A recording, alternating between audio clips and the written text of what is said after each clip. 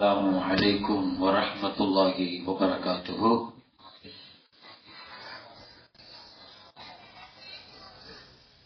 الحمد لله نحمده ونستعينه ونستغفره ونؤمن به ونتوكل عليه ونعوذ بالله من شرور أنفسنا ومن سيئات أعمالنا. من يهده الله فلا مضل له ومن يضلل فلا هادي له. وأشهد أن لا إله إلا الله وحده لا شريك له وأشهد أن محمدا عبده ورسوله صلى الله عليه وعلى آله الطيبين وأصحابه الطاهرين والمؤمنين أجمعين. أما بعد، فقد قال الله تعالى في كلامه القديم والفرقان الحميد: أعوذ بالله من الشيطان الرجيم، بسم الله الرحمن الرحيم. وإني أعيذها بك وذريتها من الشيطان الرجيم فتقبلها ربها بقبول حسن وأنبتها نباتا حسنا وكفلها زكريا كلما دخل عليها زكريا المحراب وجد عندها رزقا. قال نبينا وحبيبنا وشفيعنا وقائدنا وأسوتنا محمد رسول الله صلى الله عليه وسلم: الدين النصيحة. صدق نبينا صلى الله عليه وسلم. அளவற்ற அருளாளன், நிகரில்லா அன்புடையவன், எல்லாம் வல்ல அல்லாஹுவை போற்றி புகழ்ந்தவனாக, உயிருக்கு உயிரான உயிரிடும் மேலான ஹாத்தமுல் அம்பியாஇ முஹம்மதுர் ரசூலுல்லாஹி ஸல்லல்லாஹு அலைஹி வஸல்லம் அவர்கள் மீதும், அவர்களின் பரிசுத்தமான தோழர்கள், பாக்கியமான குடும்பத்தினர்கள், குறிப்பாக நம் அனைவர்கள் மீதும் அல்லாஹுவின் பேரருளும் பெரும் கருணையும் வந்து சேரட்டுமாக. மதரசா கமாலியா உடைய 18வது ஆண்டு கோடைகால தீனியாத் பயிற்சி வகுப்பு நிறைவு விழா இங்கே மிகச் சிறப்பாக நடைபெற்றுக் கொண்டிருக்கிறது.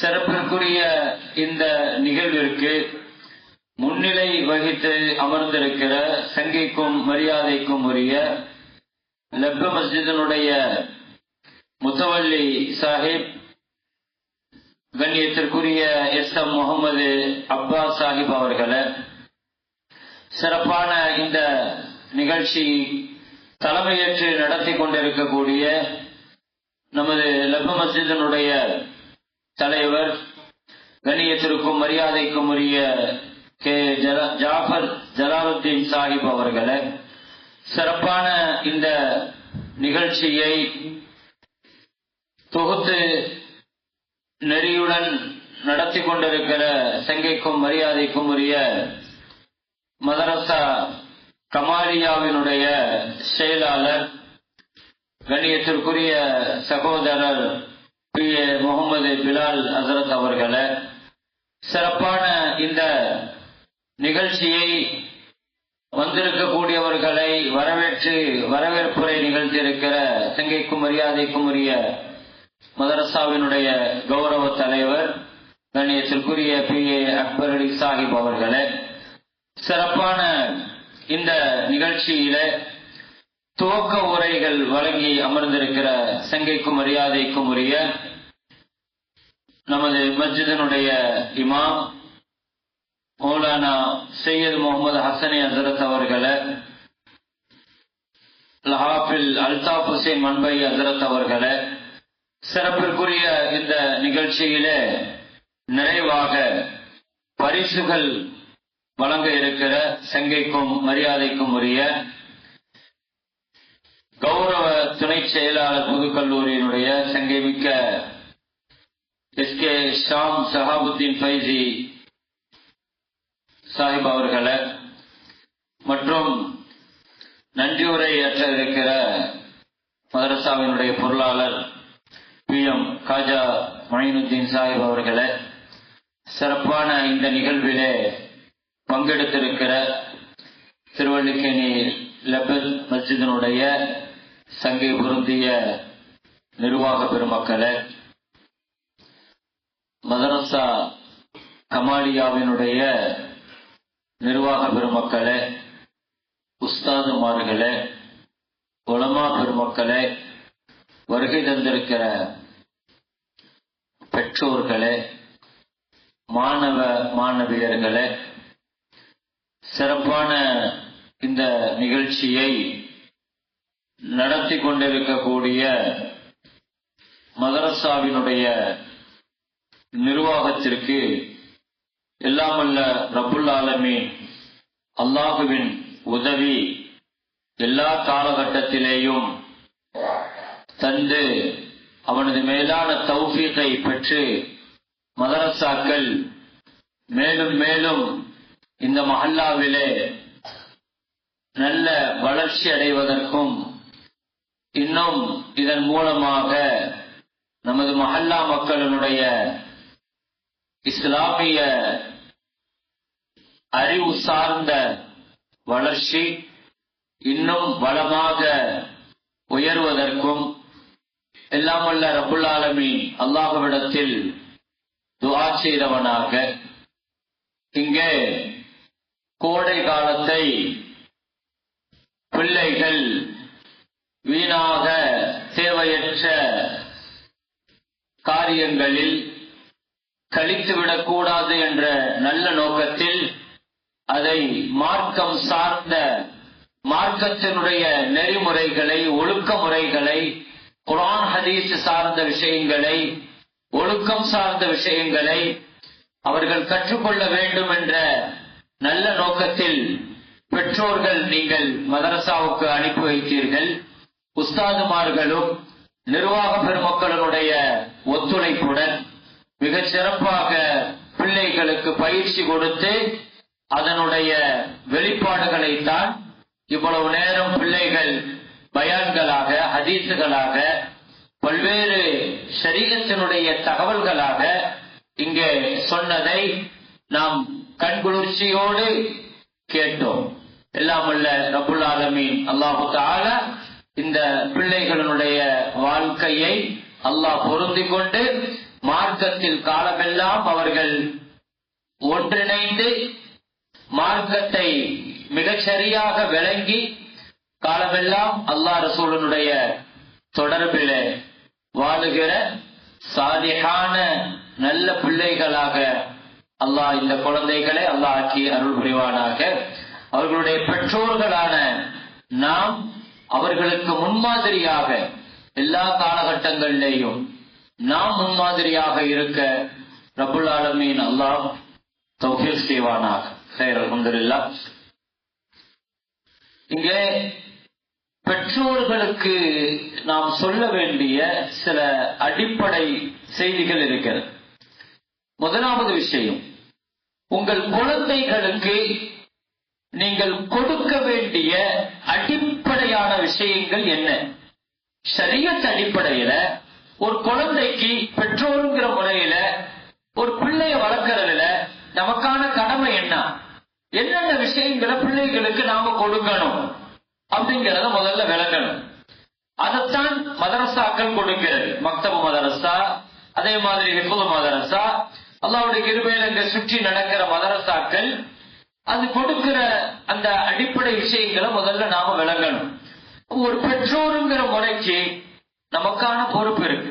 குழந்தைகளுக்கு என்ன கொடுக்கணும் நல்ல தெளிவாக தெரிஞ்சுக்கங்க. பிள்ளைகளுக்கு நாம் கொடுக்க வேண்டிய உரிய காலத்துல ஒரு 15 வயசுக்குள்ள அவர்கள் வாலிபத்தை தொடுவதற்கு முன்னால குழந்தைகளுக்கு நாம கொடுக்க வேண்டிய கல்வியில 5 விஷயங்கள் ரொம்ப முக்கியமானது. இந்த 5 விஷயங்களை நம்ம கொடுத்துட்டோம்னு சொன்னா ஷரியத்தினுடைய பார்வையில அவர்களுக்கு தரப்பட வேண்டிய மிகச் சரியான ஹக்க நம்ம நிறைவு செஞ்சிட்டோம்னு அர்த்தம். இப்ப நான் சொல்ல போற விஷயங்களை இந்த 5ல நம்ம என்னென்ன விஷயங்களை கொடுத்திருக்கிறோம், எவ்வளவு கொடுத்திருக்கிறோம், எந்த இடத்துல நிக்கிறோம். ஒரு குழந்தைக்கு நபிகள் நாயகம் ஸல்லல்லாஹு அலைஹி வஸல்லம் கற்றுக் கொடுக்கணும் சொன்ன முதல் விஷயம் ஞாபகத்துல வைங்க. அது 2 வயசு பிள்ளையா இருக்கலாம், அல்லது 10 வயசு பிள்ளையாக இருக்கலாம், 15 வயசு பிள்ளையாக இருக்கலாம். நான் சொல்றது ஆம்பளை பிள்ளைங்க பொம்பளை பிள்ளைங்க எல்லாத்துக்கும் சேர்த்து ஒரு குழந்தைக்கு முதல்ல கொடுக்க வேண்டிய கடமை அல்லாஹ்வினுடைய அகீதா சார்ந்த கொள்கை சார்ந்த விஷயம். இதுதான் முதல்ல கொடுக்கணும். ஒரு பிள்ளைக்கு முதல்ல கொடுக்கணும் அல்லாஹ்னா யாரு, அல்லாஹ் மேல உள்ள தவக்குல் என்ன, அல்லாஹ் மேல உள்ள ஈமான் என்ன, அல்லாஹ் மேல உள்ள யகீன் என்ன, இதுதான் முதல்ல கொடுக்கணும். தக்வா, ஈமான், தவக்குல், யகீன். இத பல வார்த்தைகளை சொல்லலாம். ஈமானும் சொல்லுவாங்க, யகீனும் சொல்லுவாங்க, தவக்குல் சொல்லுவாங்க, தக்வான்னு சொல்லுவாங்க. எந்த வார்த்தையில வேணாலும் சொல்லிக்கலாம். ஆக மொத்தம் ஒரு பிள்ளைக்கு முதல்ல கொடுக்க வேண்டியது அல்லாஹ்வை பற்றிய அறிமுகம். அல்லாஹ்னா யாருன்னு பிள்ளைகளுக்கு தெரியணும். முதல்ல நாம தெரிஞ்சிருக்கணும். அப்ப அல்லாஹ்வினுடைய கொள்கைகளை பிள்ளைகளுக்கு இன்னைக்கு கனமாக கொடுக்கணும் சொல்றோம். ஏன் தெரியுமா? இன்னைக்கு ரொம்ப ஆபத்தான ஒரு காலகட்டத்துல வாழ்ந்துட்டு இருக்கிறோம். பிள்ளைகளுடைய ஈமானுக்கெல்லாம் கேரண்டி கிடையாது. அந்த பிள்ளைங்க படிக்கிற ஸ்கூலாக இருக்கட்டும், காலேஜா இருக்கட்டும், யூனிவர்சிட்டியாக இருக்கட்டும், அவர்கள் படிக்கிற அந்த செகுலர் சிஸ்டம் கல்வி அமைப்பு இருக்குது பாருங்க, அது செகுலர் சிஸ்டம் தான் அது கற்றுக் கொடுக்குது. மெட்டீரியலிச கல்வியை தான் கற்றுக் கொடுக்குது. அல்லாஹ்வை பத்தி உண்டான செய்திகள் அந்த பிள்ளைகளுக்கு ஒரு காலத்திலே கற்றுக் கொடுக்க. செகுலரிஸ்டா நாத்திக சிந்தனை தெளிவா சொல்ற பாருங்க, கடவுள் மறுப்பு கொள்கையை ஃபண்டமெண்டலாக கொண்டு உருவாக்கப்பட்டதுதான் இன்றைய கல்வி சிஸ்டம். நம்முடைய பிள்ளைங்க ஸ்கூல்கள்ல காலேஜுகள்ல அதைத்தான் படிக்கிறாங்க. இந்த பொருள் இருந்தா நீ இதை சாதிச்சுக்கலாம், இப்படி சம்பாதிச்சா இதை நீ செஞ்சுக்கலாம், இந்த வேலை இருந்துச்சுன்னா உன்னை நீ காப்பாத்திக்கலாம். இப்படியே பொருட்கள் மேல நம்பிக்கையை மட்டும்தான் போதிக்குது. ஆனா நமக்கு கல்விங்கிறது அது கல்வி கிடையாது. நம்முடைய கல்விங்கிறது என்னது? அல்லாஹ் சொன்னான் படின்னு சொன்னான். ஆனா வெறுமனே இந்த வார்த்தையை மட்டும் சொல்லுவாங்க, படின்னு சொல்லிட்டான், படிப்பு தான், கல்விதான் முக்கியம்தான். ஆனா அடுத்த வார்த்தையை கவனிச்சீங்களா? படின்னு சொல்லிட்டு அல்லாஹ் நிறுத்தல. பிஸ்மி ரப்பிக்கல் லதீ ஹலக், படைச்சவனுடைய பெயரை மறக்காம படி. இங்கதாங்க எல்லா கல்வியிலிருந்தும் நம்ம கல்வி மாறுபடும். எல்லா செகுலரிச சிந்தனையிலிருந்து மாறுபடும். அல்லாஹ்வை காட்டுகிற கல்விதான் கல்வி. நீங்க மக்தபு கல்விய, மதரசா கல்விய பிள்ளைகளுக்கு கொடுத்துட்டு இத பாதுகாப்பாக்கிட்டு நீங்க காலேஜுக்கு அனுப்புங்க, நீங்க ஸ்கூலுக்கு அனுப்புங்க, யூனிவர்சிட்டிக்கு அனுப்புங்க, டாக்டரேட் படிக்க வைங்க, பிஹெச்டி படிக்க வைங்க, துறை சார்ந்தாலும் எல்லா துறைகள்லையும் கொண்டு வாங்க. ஆனா கொடுக்க வேண்டிய அடிப்படை கல்வி அல்லாஹ்வை பத்திய கல்வி. அது எங்க கிடைக்கும்? மஸ்ஜிதுல கிடைக்கும், மதரசால கிடைக்கும், மக்தபுகள்ல கிடைக்கும், உஸ்தாதுமார்கள்ட்ட கிடைக்கும், பெரியவங்கள்ட்ட கிடைக்கும். இதெல்லாம் விட்டுட்டு வெறுமனே அந்த கல்வியை மட்டும் நம்பி பிள்ளைகளை கொண்டு போய் எனக்கு இது தேவையில்லைன்னு அந்த கொண்டு சேர்த்தீங்கன்னா அவன் துன்யால படிச்சு பெரிய கல்விமானா இருப்பான்.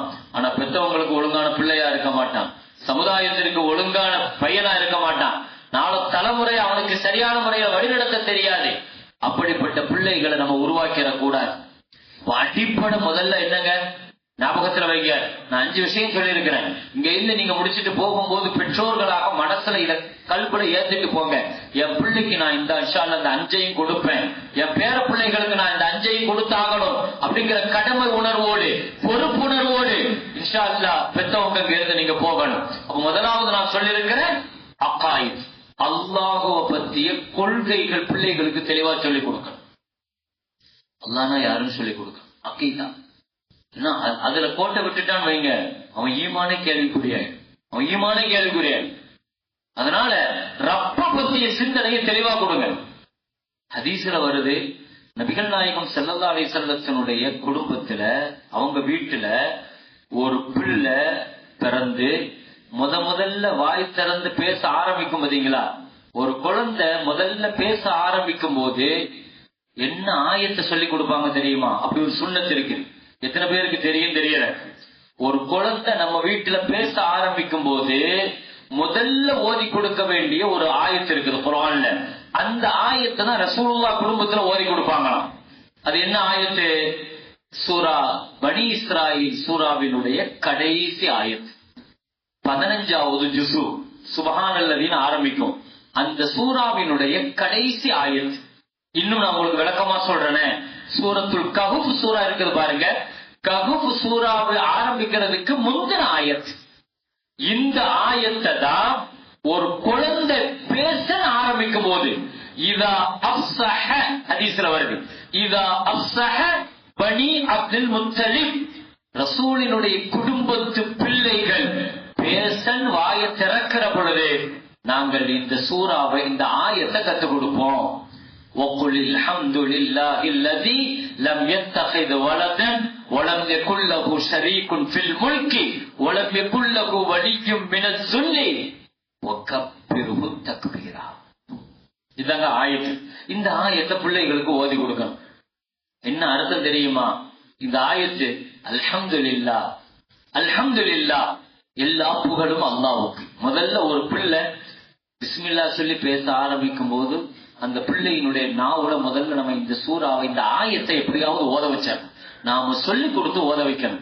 முதல்ல என் பிள்ளையினுடைய நாவுல இருந்து வரக்கூடிய வார்த்தை அல்ஹம்துலில்லாஹ்வா இருக்கணும். அல்ஹம்துலில்லாஹ்வா இருக்கணும். அல்லாஹ்வுக்கு எல்லா புகழும். அடுத்த அறிமுகத்தை பாடுங்க. அல்லாஹ் இன்ட்ரோடக்ஷன் கொடுக்கிறான். அல்லாஹ் எப்படிப்பட்டவன் தெரியுமா? லம் யத்தஹிது வலதன், அவனுக்கு பிள்ளை கிடையாது. வலம் யகுல் லஹு ஷரீகுன் ஃபில் முல்க், அவன் ஆட்சியில் யாருக்கும் அவனுக்கு இணை கிடையாது. அவன் கண்ணியமானவன். வகப்பிருஹு தக்பீரா, அவனை பெருமைப்படுத்தி அல்லாஹு அக்பர் சொல்லுங்க அப்படின்னு அல்லாஹ் சொல்றான். இந்த ஆயத்தை தான் நபி குடும்பத்துல ஒரு பிள்ளைக்கு ஓதி கொடுக்கிற முதல் ஆயத். இப்ப நீங்க சொல்லுங்க, ரசூலுல்லாஹ் வளர்த்த மாதிரி பிள்ளைய வளர்க்கணும்னா ஒரு குழந்தைக்கு முதல்ல நம்ம கொடுக்க வேண்டிய அறிமுகம்ங்கிறது பாப்பாவை பத்தியோ உமாவை பத்தியோ கிடையாது. பாப்பா அம்மாவை பத்தி பிள்ளைங்க தெரிஞ்சுக்கணும். இவர்தான் பாப்பா, பாப்பா இப்படிப்பட்டவரு, பாப்பா அது செய்யறாரு, பாப்பா இப்படி செய்வாரு, அம்மா இப்படி செய்வாங்க, அதெல்லாம் பின்னால. முதல்ல ஒரு பிள்ளைக்கு தெளிவும் கிடைக்கிற பொழுது அல்லாஹுவை அறிமுகப்படுத்துங்க. அதனாலதான் நம்முடைய பெருமக்கள் அல்லாஹுவை அறிமுகப்படுத்துறதுக்கு ஈஸியான ஒரு வழி இருக்குது. அல்லாஹ்னா யாருன்னு தெரிஞ்சுக்கிறதுக்கு ஈஸியான வழி என்ன தெரியுமா? அஸ்மாவுல் ஹுஸ்னாவை பிள்ளைகளுக்கு சொல்லிக் கொடுங்க அர்த்தத்தோட. அஸ்மாவுல் ஹுஸ்னா ஒரு பிள்ளை தெரிஞ்சுக்கிட்டுன்னு வைங்க, அல்லாஹ்வுடைய பெயரை பூரா தெரிஞ்சுக்கிட்டுன்னு வைங்க, அது பூராவுமே அல்லாஹ்வினுடைய தன்மைகள். அவன் ரிஸ்க் கொடுக்கிறவன், அவன் வெற்றி தருபவன், அவன் கண்ணியம் தருபவன், அவன் கிருபையால, அவன் ஆட்சியால, அவன் அடக்கி ஆள்பவன். இதெல்லாம் அல்லாஹ்வை பத்தி ஒன்னா தெரிய தெரிய குழந்தைகள் அப்படி இமேஜ் பண்ணுவாங்க.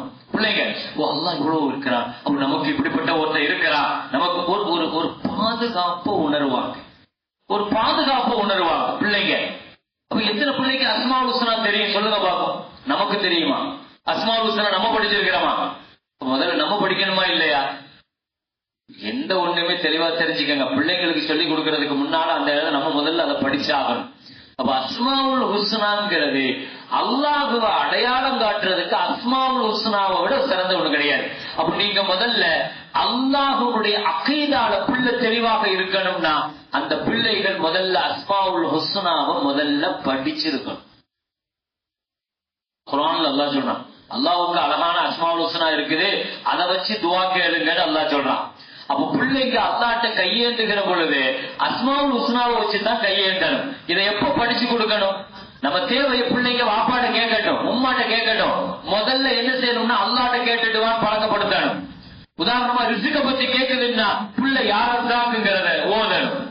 என்ன தேவைகளை கேட்குதோ அந்த தேவை அல்லாஹ்ட்ட எந்த வார்த்தையோடு கனெக்ட் ஆகுதுங்கிறத பிள்ளைக்கு விளங்கணும்.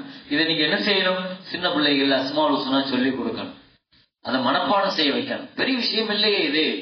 நம்ம வேணா கவனக்குறைவா இருந்திருக்கலாம், ஓ இப்படி எல்லாம் இருக்குதோங்கிறது தெரியாம இருந்திருக்கலாம். அப்ப நான் முதல்ல என்ன சொல்ல வர தெரியுதா? நீங்க ஹதீஸ புள்ள எடுத்து பாருங்க, குர்ஆன புள்ள எடுத்து பாருங்க. அல்லாஹ் முதல்ல ஒரு குழந்தைக்கு பெற்றோராக கொடுக்கணும் சொல்றது இதுதான். முதல்ல பிள்ளைகளுக்கு நீங்க அல்லாஹ்வை அடையாளம் காட்டுங்க, அல்லாஹ்னா யாருன்னு உறுதியா காட்டுங்க, அல்லாஹ் மேல நம்பிக்கை வர வைங்க. பயம் காட்டாதீங்க, அல்லாஹ் மேல பயத்தை காட்டாதீங்க. பிள்ளைகளுக்கு அல்லாஹ் மேல மஹப்பத்தை காட்டணும், அல்லாஹ் மேல ரஹ்மத்தை காட்டணும். பிள்ளைங்க அல்லாஹ்னா ஒரு சந்தோஷப்படணும், அல்லாஹ் அப்படி செய்வான், நீ இப்படி செஞ்சுட்டா. நெகட்டிவா சின்ன பிள்ளைகள்லயே அல்லாஹ்வை பத்தி நெகட்டிவா காட்டாதீங்க, பாசிட்டிவா காட்டுங்கிறாங்க பெருமக்கள். அல்லாஹ்வை எப்பவுமே பாசிட்டிவா காட்டுங்க. நபிகள் நாயகம் ஸல்லல்லாஹு அலைஹி வஸல்லம் ஒரு பிள்ளைக்கு அழகான முறையில சொல்லி கொடுக்கிறாங்க அல்லாஹ்வை. அந்த ஹதீஸை நீங்க பாத்தீங்கன்னா நாம் ஆச்சரியப்படுகிறோம். குழந்தைகளுக்கு இப்படித்தான் சொல்லி கொடுக்கணும். குழந்தைகளுக்கு அல்லாஹ்வை பத்தி கொடுக்க வேண்டிய அகீதா, கொள்கை இதுதான். யா குலாம், யாரு? இப்னு அப்பாஸ் ரலியல்லாஹு, சின்ன பிள்ளை, ஒரு 7 வயசு பிள்ளை, 7 வயசு பையன், யா குலாம், மகனே, இன்னி உஅல்லிமுக பிகலிமாத், சில விஷயங்களை நான் உனக்கு கத்து தரட்டுமா அப்படின்னு சொல்லிட்டு ஸல்லல்லாஹு அலைஹி வஸல்லம் சொல்லி கொடுத்த விஷயங்களை பாருங்க.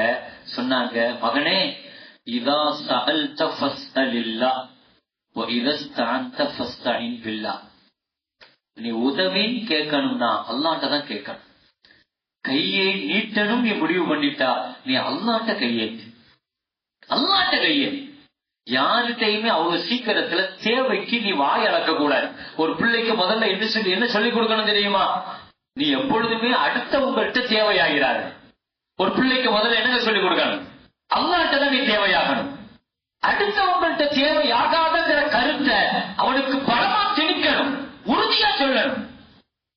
அதை நம்ம சொல்லி கொடுத்துட்டோம் வைங்க, வாழ்நாள் முழுக்க ஒரு சின்ன தேவைன்னா உடனே போய் இன்னொருத்தண்ட போய் நிக்க மாட்டான், இன்னொருத்தண்ட போய் வாயிழக்க மாட்டான், இன்னொருத்தண்ட போய் கையிழக்க மாட்டான். பிள்ளைகளுக்கு மஸ்அலா அல்லாஹ்வுக்கு பிடிக்காதது. எல்லா தேவையும் ஒரே ஒருத்தையா கேட்டுக்கிட்டே இருக்கிறது அல்லாஹ்வுக்கு பிடிக்காது. அவங்க என்ன செய்யணும்? முதல்ல ஸல்லல்லாஹு அலைஹி வஸல்லம் இதை சொல்லி கொடுக்குறாங்க. நீ மக்கள்கிட்ட சுவால் செய்யாத, மக்கள்கிட்ட கேட்காத. எது ஒண்ணுனாலும் உடனே அது வேணும், இது வேணும், அதுதா இதத்தா, ரப்புட்ட கேளு, ரப்புட்ட உதவி கேளு. இது முதல்ல ஸல்லல்லாஹு அலைஹி வஸல்லம் சொல்லி கொடுத்த அழகான வார்த்தை.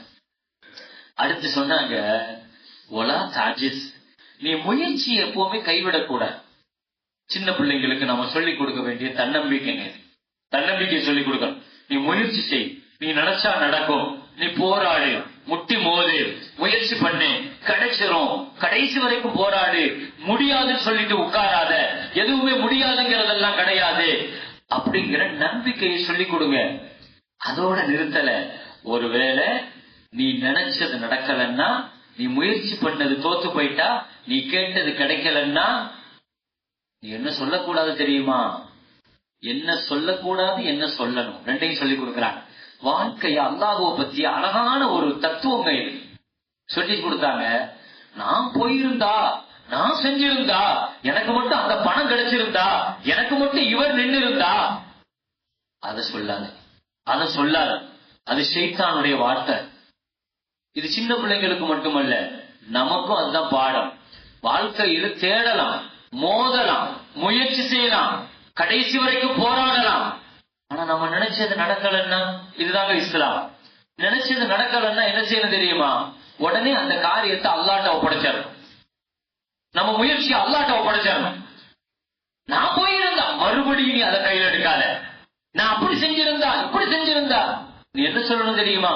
குல் கத்தர் அல்லாஹ், அல்லாஹ்வுடைய தக்தீர், விதிப்படி நடந்திருக்கிறது. மாஷா ஃபஅல, அவன் நாடி எதை செஞ்சு முடிச்சிருக்கிறான், இப்படித்தான் சொல்லணும். அவன் நாடி. இத ஒரு எக்ஸாம்பிள், ஒரு உதாரணத்தோட நான் சொல்றேன் பாருங்க. ஒரு காரியம் நடக்கிற வரைக்கும் எனக்கு அதுதான் வேணும், அதுதான் வேணும்னு அல்லாஹ்ட்ட போராடலாம். ஆனா அது இல்லாம வேற ஒண்ணு கிடைச்சிட்டுன்னு வைங்க, அல்ஹம்துலில்லாஹ், இதுதான் கைருன்னு சொல்லணுமா, இதுதான் கைருன்னு சொல்லணும். உதாரணம் பாருங்க, மரியம் அலைஹிஸ்ஸலாத்தினுடைய உம்மா இருக்கிறாங்கள, தாய், இம்ரானுடைய மனைவி அப்படின்னு குர்ஆன்ல அல்லாஹ் சொல்றான். அவங்க பேர் ஹன்னா. அவங்க அல்லாஹ்ட்ட கேட்டது ஆம்பளை பிள்ளைய கேட்டாங்க. கர்ப்பம் தெரிச்சிருந்த பொழுது ஆம்பளை பிள்ளையா தா அப்படின்னு கேட்கிறாங்க. ஆம்பளை பிள்ளைய ஏன் கேட்கிறாங்கன்னா 2 காரணத்துக்காக கேட்டாங்க. அந்த அம்மா இம்ரானுடைய மனைவி ஹன்னா, ஒண்ணு ஆம்பளை பிள்ளையா வந்தா நபியாக அல்லாஹ் தரலாம் இல்லையா, ஆண்கள் தான் நபியா வந்திருக்கிறாங்க, அப்ப அல்லாஹ் நபியா தருவானேங்கிற ஒரு எண்ணம். 2வது என்னன்னா, இந்த அம்மாவினுடைய கணவர் இம்ரான், குர்ஆன்ல இம்ரானுடைய குடும்பம்னு வருது பாருங்க, ஒரு சூரா ஆல இம்ரான் ஒரு சூரா வரும் பக்ரா. அது இம்ரானுடைய குடும்பம். அந்த இம்ரான் யாரு? அவர் பைத்துல் முகத்தஸினுடைய இமாம். அப்ப பைத்துல் முகத்தஸினுடைய இமாமுடைய மனைவி தான் இந்த ஹன்னா.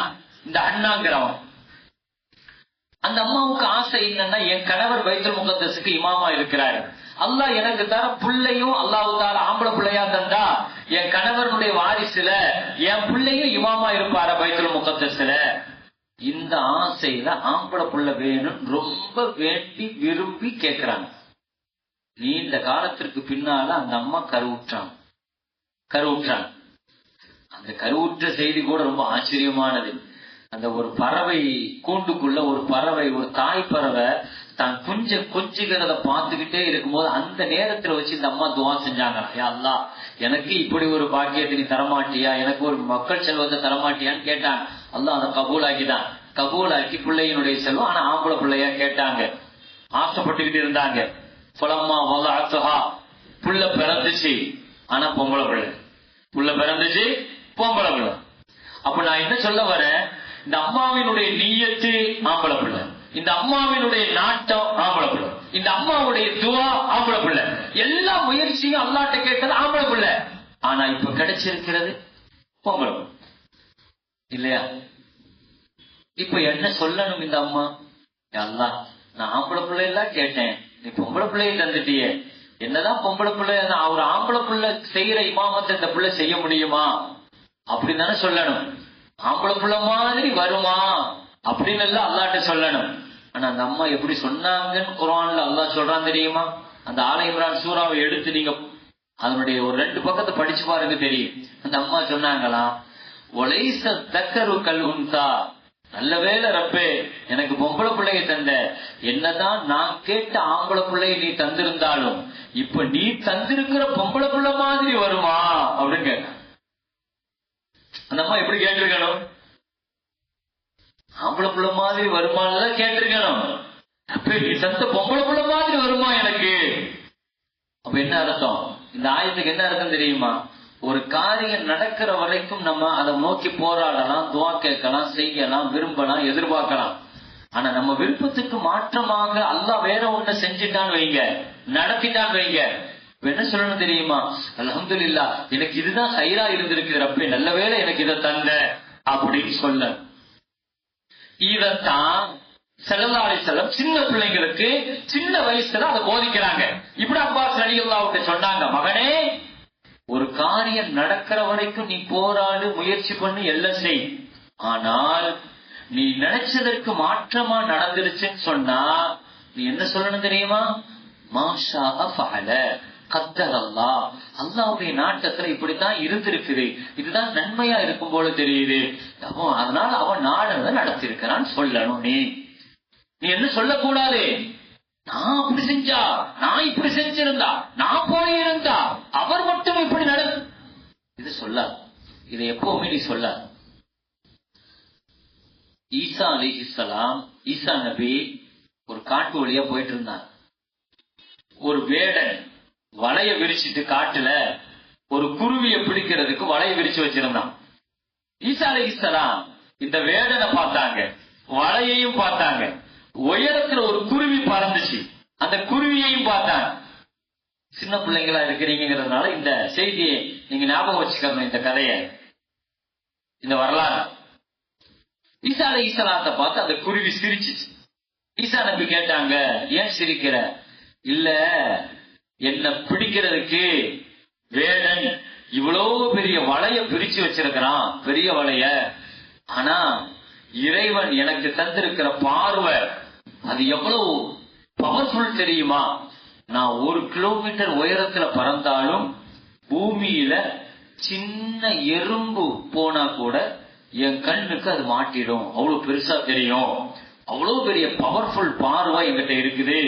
ஆனா இவன் நினைச்சுக்கிட்டான் நான் இவன் வலையில சிக்குவன் நினைச்சுக்கிட்டான், அப்படின்னு சிரிச்சுக்கிட்டே போச்சு. ஈசா அலைஹிஸ்ஸலாம் அதை பார்த்து சிரிச்சுட்டு விட்டுட்டான், அது பறந்து போயிடுச்சு. காலையில போன ஈசா அலைஹிஸ்ஸலாம் மாலை நேரத்துல திரும்ப வந்தான். அந்த வழியா வரும்போது பார்த்தா அதே வேடன் இருக்கிறான், வலையும் இருக்குது, வலைக்குள்ள அந்த குருவி உள்ள மாட்டிக்கிட்டு. அவ்வளவு உயரத்துல பறந்துட்டு போன குருவி மாலையில பார்த்தன்னா உள்ள வலையில மாட்டிட்டு துடிக்குது. ஈசா நபி போய் கேட்டாங்க, காலையில தானே நீ பறந்து போன, நீ சொன்ன என் பார்வை தெரியுமா, என் பவர் தெரியுமா, எங்கிட்ட இருக்கிற சக்தி தெரியுமா, நான் எல்லாம் மாட்டுவேனா, மாட்ட மாட்டேன் அப்படிலாம் நிறைய காலம் பேசுனீங்க, எப்படி உள்ள வந்து சிக்கன அப்படின்னு ஈசா அலைஹிஸ்ஸலாம் கேட்டாங்க. அந்த குருவி சொல்லுச்சான், அரபியில் அந்த வார்த்தையை சொல்லுவாங்க, இதா கதர ஃபஅமியல் பஸர், அல்லாஹ்வினுடைய விதி வந்துடுச்சுன்னா பார்வை குருடாயிடும் போல தெரியுது அப்படின்னு சொல்லுச்சு. அல்லாஹ்வுடைய விதி முடிஞ்சு போச்சுன்னா பார்வை என்னவாயிடும்? குருடாய். நம்ம எவ்வளவு பெரிய சக்தி வச்சிருந்தாலும் சரி, எவ்வளவு பெரிய டேலண்ட் ஆனாலும் சரி, அல்லாஹ்வினுடைய தீர்ப்பு முடிவுன்னு வந்துருச்சுன்னு வைங்க, நம்ம என்ன பவரை வச்சிருந்தாலும் அல்லாஹ் அந்த பவரை நிறுத்திடுவோம். அது செயல்படாம அல்லாஹ் ஆக்கிறோம்.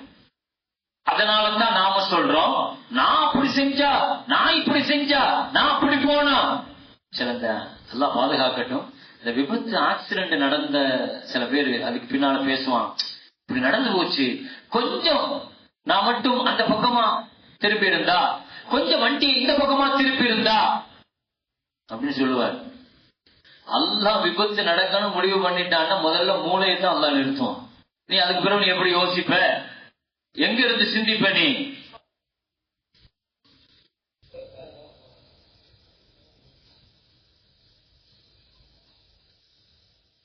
அதனால நபிகள் நாயகம் ஸல்லல்லாஹு அலைஹி வஸல்லம் சொல்லிக் கொடுக்கிற முதல் அடிப்படை தத்துவம் பிள்ளைகளுக்கு கொடுக்க வேண்டியது அல்லாஹ்வை பற்றிய செய்திகளை சொல்லிக் கொடுங்க. நபி ஸல்லல்லாஹு அலைஹி வஸல்லம் அழகா சொல்லிக் கொடுக்கறாங்க, மகனே தெளிவா விளங்கிக்கோ, உலகமே சேர்ந்து உனக்கு ஒரு நன்மை செய்யணும்னா கூட அல்லாஹ் நாடுனா தான் முடியும். உலகமே சேர்ந்து ஒன்ன ஒரு தாக்குதல் நடத்துறாங்கன்னா அல்லாஹ் நாட்டம் இல்லாம நடக்காது. அதனால நீ அல்லாஹ் மேல நம்பிக்கை வைங்கிறத ஒரு குழந்தைக்கு முதலாவதாக நாம கொடுக்க வேண்டிய கல்வி என்பது அல்லாஹ்வினுடைய கல்வி. அல்இல்மு பில்லாஹ், அல்லாஹ் யாருன்னு பிள்ளைகளுக்கு சொல்லிக் கொடுங்க. அல்லாஹ் யாருன்னு சொல்லிக் கொடுங்க, ரொம்ப அடிப்படையான விஷயம். இரண்டாவது, ஒரு குழந்தைக்கு தர வேண்டிய இரண்டாவது அடிப்படை குர்ஆனுடைய இல்ம். குர்ஆன் கொடுக்கணும் பிள்ளைகளுக்கு. நம்முடைய பிள்ளைகளுக்கு கண்டிப்பாக உரிய காலத்துல சின்ன வயசுல குர்ஆனுடைய தொடர்பை, குர்ஆனுடைய கல்வியை கொடுக்கணும். குர்ஆனின் மீது நமக்கு இருக்கிற கடமைகள் எத்தனை தெரியுமா? அது சின்ன பிள்ளைங்களுக்கு மட்டுமல்ல, நமக்கும் கடமை. 6 கடமை இருக்குது. குர்ஆனுடைய கடமை எத்தனை இருக்குது? 6 கடமை. பிள்ளைகள்லாம் நல்ல ஞாபகத்துல வச்சுக்கணும். அல்லாஹ் இந்த 6ஐயும் நம்மள்ட்ட கேட்பான். குர்ஆன் முதல்ல என்ன? ஓதணும், ஓதணும், திலாவத். இரண்டாவது என்ன? சமா, கேட்கணும். குர்ஆன் என்ன செய்யணும்? ஓதுனா கேட்கணும், தொழுகையில வெளியே. மூணாவது என்ன? ஹிஃபுல் குர்ஆன், குர்ஆனை மனப்பாடம் பண்ணணும். நான்காவது ததப்புருல் குர்ஆன், குர்ஆனுடைய கருத்துக்களை எடுத்து பார்த்து சிந்திக்கணும். நான்காவது அமலுல் குர்ஆன், குர்ஆனை அமல் செய்யணும், குர்ஆன் படி அமல் செய்யணும். ஆறாவது நஷ்ருல் குர்ஆன், நமக்கு தெரிஞ்ச குர்ஆனை மற்றவங்களுக்கு ஓதி கொடுக்கணும். மற்றவங்களுக்கு என்ன செய்யணும்? 6 கடமை. 6 கடமை. என்னென்ன கடமைகள்லாம் சொல்லுங்க பிள்ளைங்க, சொல்லுங்க. முதல்ல என்னது? ஓதணும். முதல்ல என்ன செய்யணும்? சத்தமா சொல்லுங்க. முதல்ல குர்ஆனுடைய கடமை என்ன?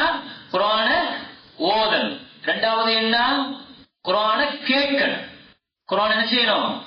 கேட்கணும். வீட்டுல அப்பா ஓதுறாங்க, அப்பா ஓதுற, அம்மா ஓதுறாங்க, நம்ம பக்கத்துல உட்கார்ந்து என்ன செய்யணும்? அது குர்ஆன் ஓதுறத கேட்கணும். இல்ல நம்மளுக்கு குர்ஆன் ஓத தெரியும்னா நம்ம குர்ஆனை எடுத்து நான் ஓதுறமா நீங்க கேளுங்க அப்படின்னு சொல்லி என்ன செய்ய வைக்கணும்? வீட்டுல பாப்பா அம்மா என்ன செய்யணும்?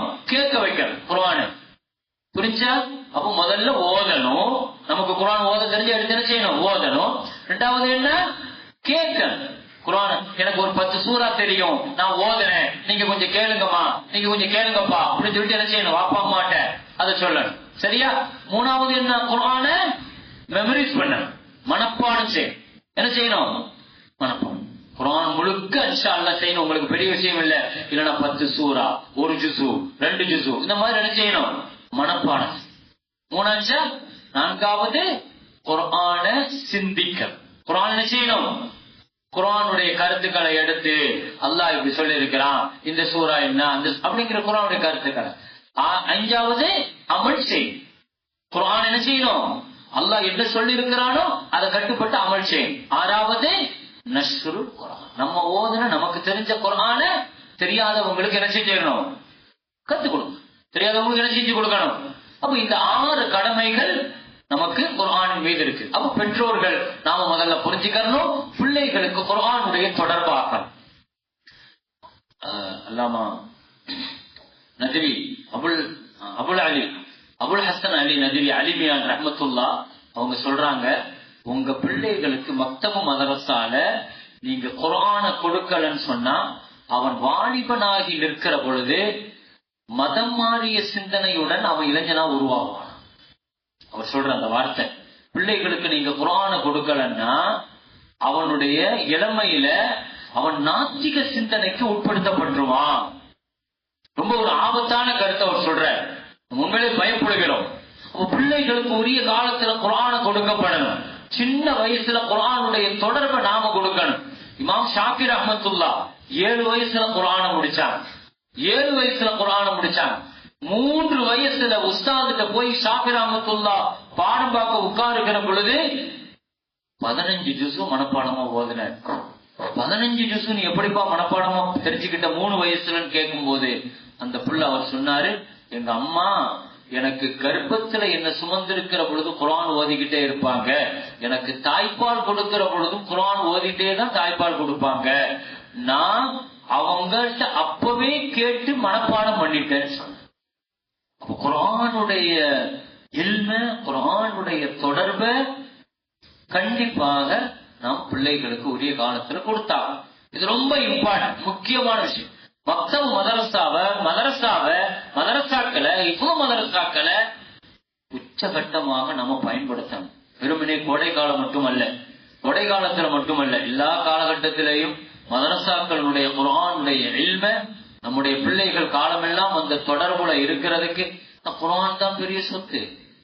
நம்ம எப்படிப்பட்ட பாரம்பரியம். குர்ஆனை முதல்ல நாம ஓதுறத பிள்ளைங்க பார்க்கணும். வீடுகள்ல குர்ஆனை முதல்ல நாம ஓதணும். எந்த வீட்டிலையும் கண்டிப்பாக ஞாபகத்துல வைங்க, ஆக குறைஞ்சபட்ச 4 சூரா ஒரு வீட்டுல எப்பொழுதுமே ஓதப்படணும். யாசீன், வாக்கியா, அதே மாதிரி கஹுஃப், வாக்கியா, கஹுஃப், சூரத்துல் முல்க், இந்த 4 சூறாவும் யாசீன், வாக்கியா, கஹுஃப், சூரத்துல் முல்க், தபாரக், இந்த 4 சூறாக்கள் குறைஞ்சபட்சம் ஒவ்வொரு வீட்டிலையும் ஓதப்படணும். 4 சூறாவும் மனப்பாடம் இருக்கணும். ஒரு அம்மா உம்மு அப்துல்லான்னு ஒரு தாய், அந்த அம்மா மௌத்தா போகும்போது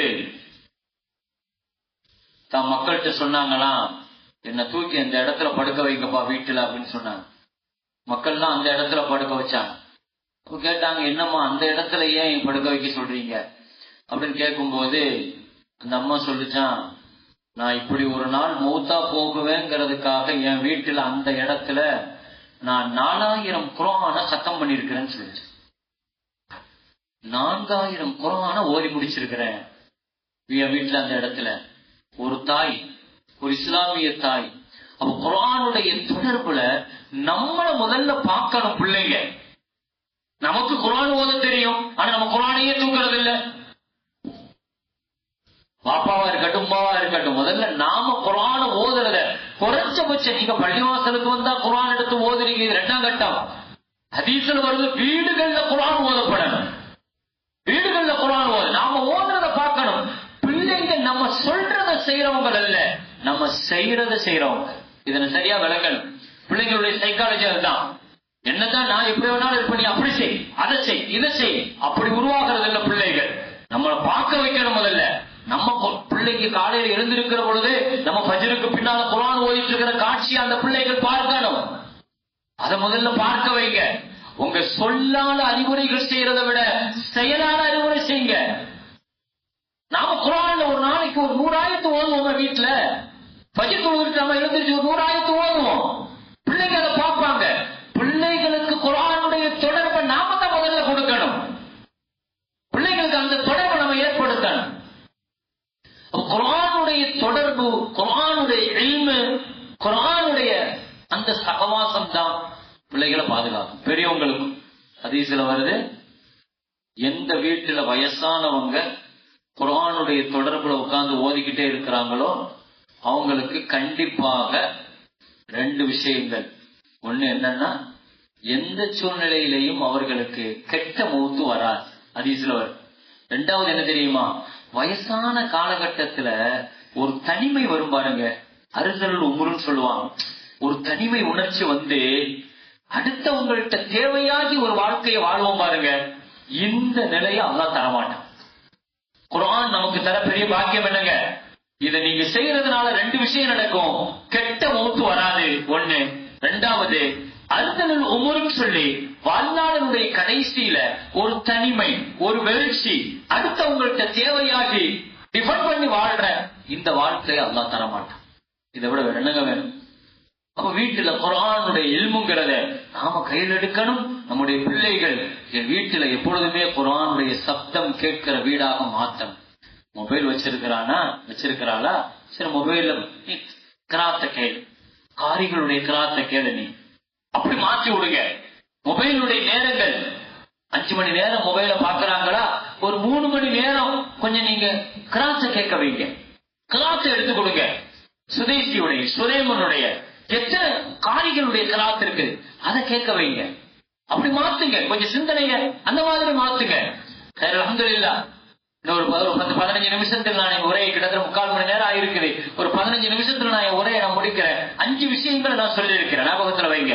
அப்ப முதலாவது நம்ம என்ன, குழந்தைகளுக்கு பிள்ளைகளுக்கு கொடுக்க வேண்டிய முதல் விஷயம் அல்லாஹ்வை பத்திய அகீதா, கொள்கை சார்ந்த கல்வி.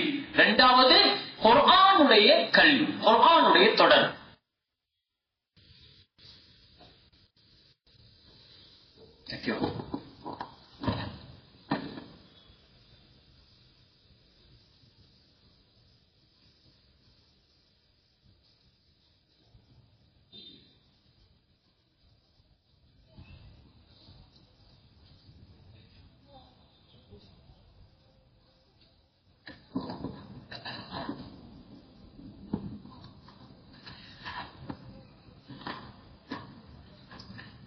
அல்ஹம்துலில்லாஹ். ஒரு குழந்தைக்கு பெற்றோர்களால் தரப்பட வேண்டிய அடிப்படையான 5 விஷயங்களில் அல்லாஹ் குர்ஆன் இந்த தொடர்புகளுக்கு பின்னால் 3வதாக பிள்ளைகளுக்கு தர வேண்டிய விஷயம் முஹம்மது ரசூலுல்லாஹி ஸல்லல்லாஹு அலைஹி வஸல்லம். ஸல்லல்லாஹு அலைஹி வஸல்லம்னா யாருங்கிறத பிள்ளைகளுக்கு சொல்லிக் கொடுக்க, நபி ஸல்லல்லாஹு அலைஹி வஸல்லத்தினுடைய குடும்பத்தை சொல்லிக் கொடுக்கணும். ஸல்லல்லாஹு அலைஹி வஸல்லம் சொல்லும் போது ஸல்லல்லாஹு அலைஹி வஸல்லமுடைய குடும்பமும் சார்ந்ததுதான், நபி ஸல்லல்லாஹு அலைஹி வஸல்லத்தினுடைய தோழர்களும் சார்ந்ததுதான். அப்ப முஹம்மது ஸல்லல்லாஹு அலைஹி வஸல்லம் மேல ஒரு மஹப்பத்தை முதல்ல என்ன செய்யுங்க, உள்ளத்துல ரசூலுல்லாஹ்வுடைய வரலாறு சொல்லிக் கொடுங்க. ஸல்லல்லாஹு அலைஹி வஸல்லத்தினுடைய பிறப்பு, மௌத்து, வாலிபம், வியாபாரம், திருமணம், போர் பிள்ளைகளுக்கு சொல்லி தரணும். சீரத்து சொல்லிக் கொடுக்கப்படணும். ஸல்லல்லாஹு அலைஹி வஸல்லத்தினுடைய வரலாறுகளை சொல்லிக் கொடுத்தாதான் அவன் பிற்காலத்துல தனக்கான ரோல் மாடல் யாருங்கிறத தீர்மானிப்பான். என்னுடைய முன்மாதிரி யார் அப்படின்னு சொல்றதுக்கு அவனோட ஒரு வாழ்க்கை வேணும். உரிய காலத்துல பிள்ளைகளுக்கு அந்த ரோல் மாடலை சொல்லிக் கொடுக்காதனால தான் பிள்ளைகள் யார் யாரையும் ரோல் மாடலா எடுக்கிறாங்க, யார் யாரையும் லைக் பண்றாங்க, யார் யாரையும் ஃபாலோ பண்றாங்க. அப்ப அந்த பிள்ளைகளுக்கு உரிய காலத்துல முஹம்மது ஸல்லல்லாஹு அலைஹி வஸல்லத்தினுடைய மஹப்பத்தை, சீரத்தை, வரலாறு, அரசியல், அதிகாரத்தை, மக்கா வாழ்க்கை, மதீனா வாழ்க்கை, இதெல்லாம் சொல்லிக் கொடுக்கணும் பிள்ளைகளுக்கு. சின்ன பிள்ளைகளோட நபி ஸல்லல்லாஹு அலைஹி வஸல்லம் எப்படி பழகுனாங்க, என்ன செஞ்சாங்க, இப்படி ஒவ்வொரு விஷயத்தையும் ஸல்லல்லாஹு அலைஹி வஸல்லத்தை பத்தியான இல்மு 3வது விஷயம். 4வது பிள்ளைகளுக்கு தரப்பட வேண்டிய மிக முக்கியமான செய்தி, பெரியவர்கள், உலமாக்கள், ஷேகுமார்கள், இந்த மாதிரி பெற்றோர்கள், இவர்களுக்கு கண்ணியமும் மரியாதையும் கொடுக்கணுங்கிறத பிள்ளைகளுக்கு சொல்லுங்க. இது ரொம்ப முக்கியம். நான் சொல்லுகிற இந்த 5 விஷயங்களும் பிள்ளைகளுக்கு உரிய காலத்துல வீட்டுல பெரியவங்க இருக்கிறாங்க, நம்மளுடைய அப்பா அம்மா இருப்பாங்க, பிள்ளைங்க அவங்க முன்னால வச்சு நம்ம அவங்கள தரக்குறவா பேசுறது, இந்த மாதிரி விஷயங்கள் தவிர்க்கப்படணும். பிள்ளைங்கள்ட்ட ஹதீஸ்ல வருது, எந்த ஒரு சின்ன பிள்ளை பெரியவங்களுக்கு மரியாதை கொடுப்பாங்களோ அல்லாஹ் தஆலா அந்த பெரியவர்கள் இருக்கிற வயசு வரைக்கும் இந்த பிள்ளைக்கு அல்லாஹ் ஆயுள கொடுத்து அந்த காலகட்டத்துல இவரை கண்ணியமாக வைப்பான். ஹதீஸ்ல வருது. இந்த ஹதீஸுக்கு என்ன எழுதுறாங்க தெரியுமா? பெரியவர்களுக்கு கண்ணியம் கொடுக்கறதுனால கிடைக்கிற முதல் நன்மை என்னன்னா நீண்ட ஆயுள் கிடைக்கும்னு எழுதுறாங்க. இன்னைக்கெல்லாம் வாலிப மரணங்கள் அதிகமாகிக்கொண்டே இருக்கு. சிறு வயசு மரணங்கள் அதிகமாகிட்டே இருக்கு. என்ன காரணம்? பெரியவங்களும் மதிக்கிறது இல்லை. அது பல காரணங்கள், இது ஒரு காரணம். ஹதீஸ்ல வருது. அப்போ பெற்றவங்களுக்கு கொடுக்க வேண்டிய மரியாதை. ஒரு 2 பேர் நடந்து போனாங்க. ஸல்லல்லாஹு அலைஹி வஸல்லம் அவர்கிட்ட கேட்டாரு. பின்னால ஒரு வாலிபர் வயோதிகர். ஸல்லல்லாஹு அலைஹி வஸல்லம் வாலிபர்கிட்ட கேட்டாங்க, யாருப்பா முன்னால போறதுன்னு கேட்டாங்க. அவர் சொன்னாரு, வாப்பா தான். வாப்பா வாப்பா பின்னால போறாரு, இவர் முன்னால போறாரு. ஸல்லல்லாஹு அலைஹி வஸல்லம் வயசானவர் யாருன்னு கேட்டா, வாப்பா நீ இதுக்கு முன்னால போறாரு, பின்னால போ. பாப்பாவுக்கு பின்னால நடந்து போங்கிறாங்க. பாப்பாவுக்கு முன்னால உட்காரக்கூடாதுங்கிறாங்க ஸல்லல்லாஹு அலைஹி வஸல்லம். ஒரு தந்தைக்கு கொடுக்க வேண்டிய கண்ணியம் மரியாதை, ஒரு உஸ்தாதுக்கு கொடுக்க வேண்டிய கண்ணியம், ஒரு ஆளுக்கு கொடுக்க வேண்டிய மரியாதை, பெத்தவங்க குடும்பத்தில் உள்ள பெரியவங்க. நம்ம வீட்டுல பெரியவங்க இருக்கிறாங்கன்னு சொன்னா அந்த பெரியவங்க அல் பரக்கத்து அக்காபிரிக்கு ஸல்லல்லாஹு. வீட்டுல பெரியவங்க இருக்கிறாங்கன்னா நீங்க பரக்கத்தை எங்கேயும் தேட வேண்டாம். வீட்டுல உள்ள பெரியவங்கள்ட்ட பரக்கத்து இருக்கு.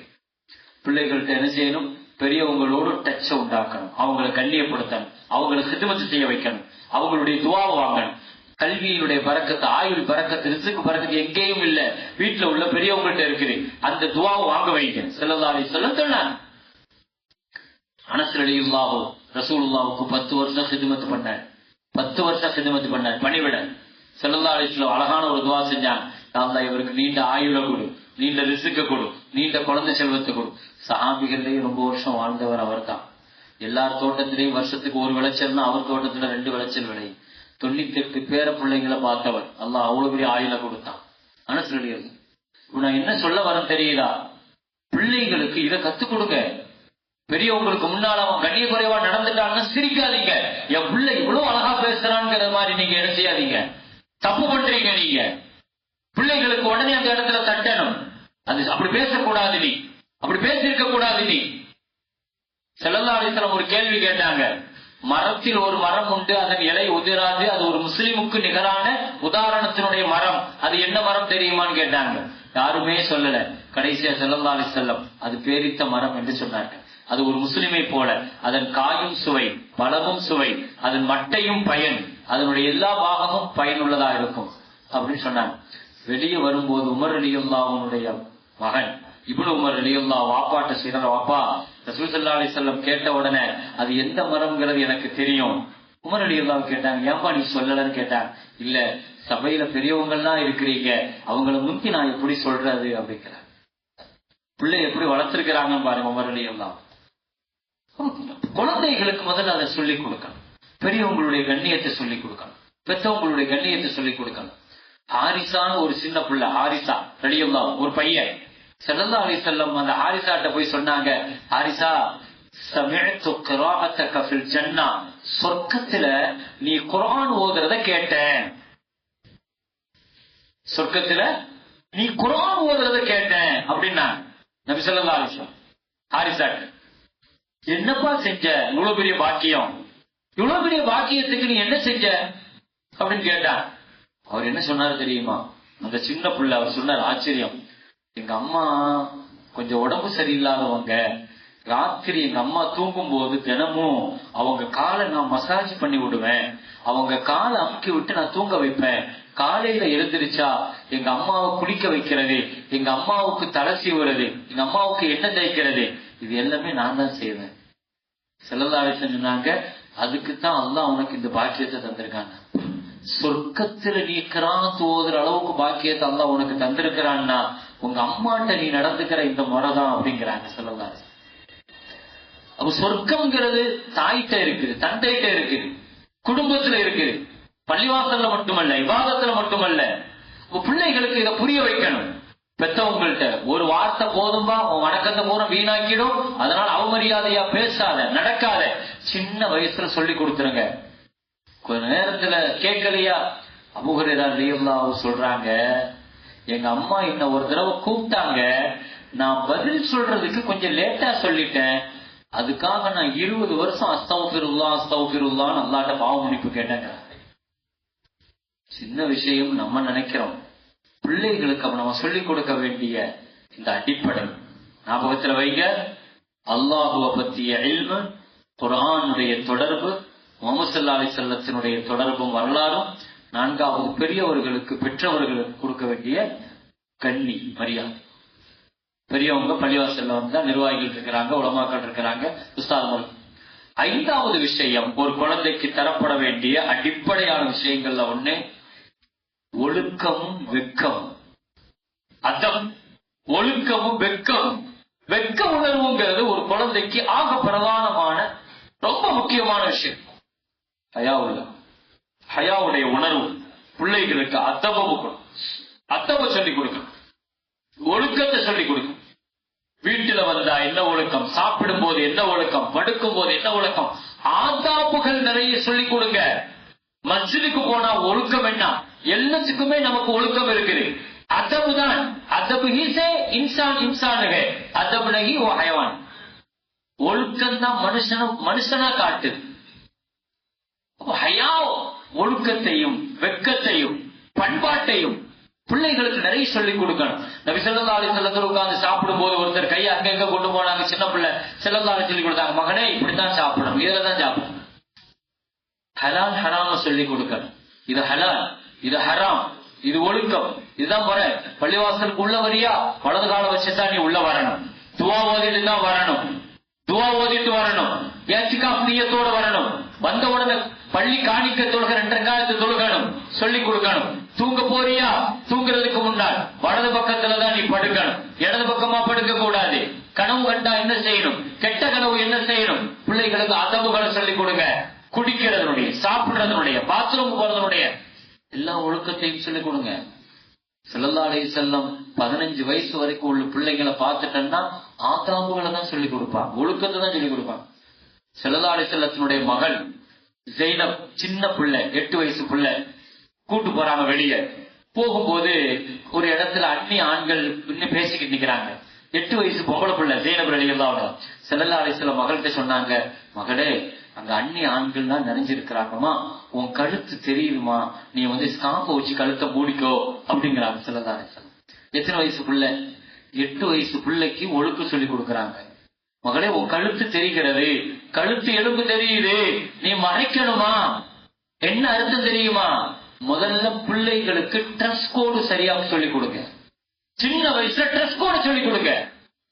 உரிய காலத்துல ட்ரெஸ் கோட சொல்லிக் கொடுக்கலன்னா சோசியல் மீடியால இப்படி சமுதாயத்தையும் கேவலப்படுத்தி தன்னையும் கேவலப்படுத்தி இன்னைக்கு பாக்குறோமா இல்லையா? சோசியல் மீடியாக்கள்ல பர்தாக்களும் புர்காக்களும் போடுகிற அல்லாஹ் அக்பர். எந்த பாரம்பரியத்துல வந்திருக்கிறாங்கிறது தெரியல. இதெல்லாம் என்ன காரணம் தெரியுமா? நான் சொல்ற உரிய காலகட்டத்துல அவங்களுக்கு ட்ரெஸ் கோடுனா என்ன, பேச்சுனா என்ன, ஒழுக்கம்னா என்ன, சமூகவியல்னா என்ன, சமூகம்னா என்ன, சோசியல்னா என்ன, இதெல்லாம் சொல்லிக் கொடுக்காதனுடைய விளைவுகள் தான். யாருக்கு முன்னால எப்படி பேசணும், எங்க பேசணும், என்ன பேசணும், அதப்புகள் ஒழுக்கத்தை பிள்ளைகளுக்கு நிறைய சொல்லிக் கொடுங்க. ஆம்பளை பிள்ளைங்களுக்கு தான், பொம்பளை பிள்ளைங்களுக்கு தான். ட்ரெஸ் கோடு சரியா சொல்லிக் கொடுங்க. ட்ரெஸ் கோடு 8 வயசுல நீங்க சொல்லிக் கொடுத்தா தான் 80 வயசு ஆனாலும் அந்த பிள்ளை பாதுகாக்கும். ஒரு பிள்ளைக்கு வெட்கத்தை நீங்க சொல்லிக் கொடுத்துட்டீங்கன்னா அந்த பிள்ளை தன்னையும் பாதுகாக்கும், தன் ஈமானையும் பாதுகாக்கும். வெட்கம்னா என்னன்னு சொல்லிக் கொடுங்க, ஒழுக்கம்னா என்னன்னு சொல்லிக் கொடுங்க பிள்ளைகளுக்கு. சரி, அல்ஹம்துலில்லாஹ். எனவே இந்த மதரசாக்கள், அதே மாதிரி கோடைக்கால வகுப்புகள், இது எல்லாமே இதை நோக்கி தான் பயணிக்குது. நான் சொன்ன இந்த 5 விஷயத்துக்காகத்தான். அல்லாஹ்வை சொல்லிக் கொடுத்திருப்பாங்க, ரசூலை சொல்லிக் கொடுத்திருப்பாங்க, குர்ஆனை சொல்லிக் கொடுத்திருப்பாங்க, ஒழுக்கங்களை சொல்லிக் கொடுத்திருப்பாங்க, பெரியவங்களுக்கு செய்ய வேண்டிய மரியாதையை சொல்லிக் கொடுத்திருப்பாங்க. எனவே பெற்றோர்களாக நீங்க இந்த 5 விஷயத்தை நீங்க கவனத்தோடு ஞாபகம் வைக்கணும். எனவே இதற்கு எல்லாருமே பொறுப்பு. ஒரு சமூகத்தை, ஒரு தலைமுறைய 50-100 பிள்ளைங்களை உருவாக்குறதுங்கிறது தனிப்பட்ட ஒரு ஆள் மட்டுமல்ல. இதுல பல பேர்களுடைய பொறுப்பு இருக்கு. அவங்கவுங்க பங்களிப்பை சரியா செய்யணும். நிர்வாகிகள் அவங்களுடைய பங்களிப்பை செய்யணும். உலமாக்கள் அவங்களுக்கான பங்களிப்பை செய்யணும். பொருளாதார உதவி செய்யறவங்க, பணக்காரங்க, பணம் வச்சிருக்கிறாங்க, அவங்களுக்கான உதவிகளை செய்யணும். ஏன்னா எல்லாம் சேர்ந்தாத்தான் ஒரு மதரசாவை தூக்கி நிறுத்த முடியும், ஒரு தலைமுறையை தூக்கி நிறுத்த முடியும். நிர்வாகிகள் தயாராக இருக்கிறாங்க மதரசா நடத்துறதுக்கு, உலமாக்கள் தயாராக இருக்கிறாங்க பிள்ளைகளுக்கு சொல்லிக் கொடுக்கறதுக்கு. ஆனா பொருளாதார உதவி செய்யறவங்க முன்வரலன்னு வைங்க, எப்படி கொண்டு போக முடியும்? பெற்றோர்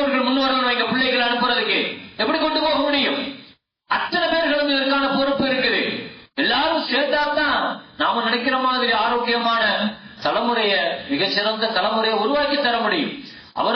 அவரவர்களுக்கான பொறுப்புகளை சரியான கோணத்துல சரியான நேரத்துல விளக்கணும் என்பதை இந்த நல்ல நேரத்திலே கேட்டுக்கொண்டு, இந்த முயற்சியை முன்னெடுக்கக்கூடிய உலமாக்கள், உஸ்தாதுமார்கள், நிர்வாக பெருமக்கள் அத்தனை பேர்களுக்கும் அல்லாஹ் மக்களாகிய நீங்கள், பெற்றோர்களாக நீங்கள் எல்லா வகையிலும் ஒத்துழைப்புடன் உதவியாக துணையாக நீங்கள் நிற்க வேண்டும். எல்லாவற்றுக்கும் மேலாக துஆ செய்யணும்.